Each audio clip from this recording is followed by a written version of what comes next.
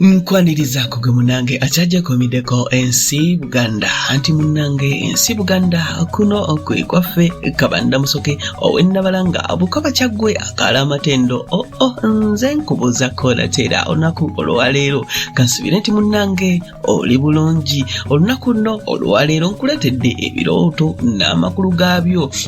Ebirooto ebimu birina kye bitugamba okukola, ebirala bibeera bitulabula ate ebimu ku ebyo biba bitumulisako mu biseera ebyo mu maaso so nga ate n'ebirala bibeera bitulaga ebyo ebyayita. Kati nno ntandise n'ekirooto. Abantu abamu mutera okuloota nga oli bwereere, oluusi odduka emisinde ng'oli bukunya, oluusi nga oli mu bantu naye nga oli bwereere kati nga bambi ogezaako okwebikako, ogezaako okwekumaakuma. Ekirooto nno kino kitera okutegeeza okuswala oba okuswazibwa oba okwanikibwa kw'ebyama byo by'obadde osirikidde. Munnange buli muntu abeera n'ebyama bye, naye kino oluusi kiba kitegeeza nti ebyo by'obadde okola mu nzikiza bigenda okwanikibwa mu lujjudde. Munnange owemuke uswale.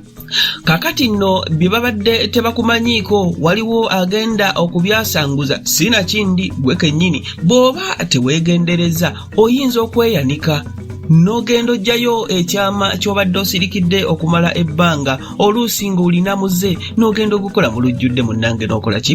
N'oswala. Kati nno ekirooto ekyo kitera okutegeeza embeera efaanaganako bw'etyo so nga ate era ekirooto ekyo kitera okutegeeza nti oli mu kabi naye ate abantu bagenda kukulekerera, bagenda kukulekawo, tebagenda kuyamba osigale bwannamunigina, osigale nga toliiko ayamba. Kakati nno obeeraawo nga toliiko mwasirizi, okuloota nga oli bwereere tekitera kubeera kirungi. Kale nno bw'oba okiroose tandika okwegendereza, tandika okwekomako kw'ebyo by'obadde okola. Munnange nno wandibwemuka abange ndikutte nzize ennabalanga Bukoba Kyaggwe akaala amatendo tusinkana ateera omulungi omulala nga ate munnange nkuwa ebirala. Aye Katonda okuuma Namulondo.